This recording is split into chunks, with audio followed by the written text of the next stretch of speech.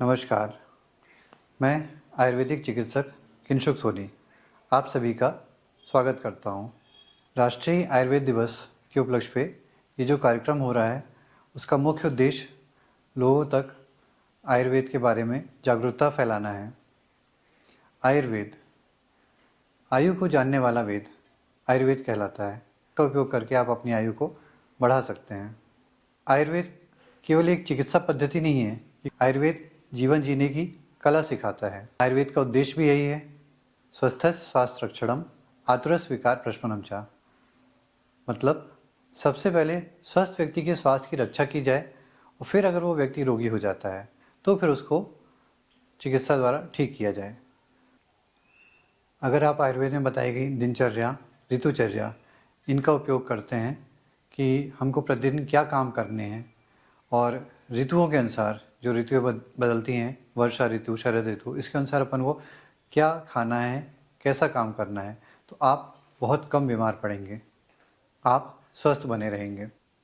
आपको हर चीज़ में साम्यावस्था रखनी चाहिए, संतुलन बनाए रखना चाहिए। आयुर्वेद अनुसार रोग दो प्रकार के होते हैं, शारीरिक रोग और मानसिक रोग। आज हम शारीरिक रोग के बारे में तो बहुत ध्यान रखते हैं, लेकिन मानसिक रोग के बारे में कोई ज़्यादा सोचता नहीं है। मानसिक रोगी का मतलब कोई व्यक्ति पागल हो गया है, ऐसा नहीं है। अगर कभी भी कोई व्यक्ति मानसिक रूप से प्रसन्न नहीं है, खुश नहीं है, इसका मतलब वो मानसिक रोगी है।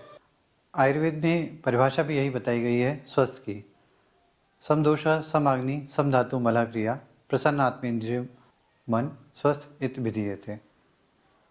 मतलब अगर आप की सारी चीज़ें संतुलित साम्यावस्था में हैं और अगर आप मानसिक रूप से प्रसन्न हैं, इसका मतलब आप स्वस्थ हैं। इसके बाद भी अगर कोई रोगी हो जाता है तो आयुर्वेद में दो प्रकार की चिकित्सा बताई गई है, शमन चिकित्सा अर्थात औषधियों द्वारा दोषों को साम्यावस्था में शरीर के अंदर ही ला देना, और दूसरा शोधन चिकित्सा अर्थात पंचकर्म द्वारा, जैसे वमन विरेचन बस्ती द्वारा दोषों को शरीर से बाहर निकाल करके उनको स्वस्थ कर देना। शमन चिकित्सा काफ़ी अच्छी बताई गई है, श्रेष्ठ बताई गई है। आयुर्वेद की औषधियाँ ज़्यादातर हानिकारक नहीं होती हैं, क्योंकि वह औषधियाँ आपके दैनिक जीवन में उपयोग होने वाली औषधि इन्हीं से बनाई जाती है, जैसे लहसुन, नीम, तुलसी, गिलोय आदि। इसीलिए ज़्यादा से ज़्यादा आयुर्वेद का उपयोग करिए और स्वस्थ बने रहिए, और फिर अगर कहीं बीमार हो जाएं तो आयुर्वेद का उपयोग करके स्वस्थ रहिए। धन्यवाद।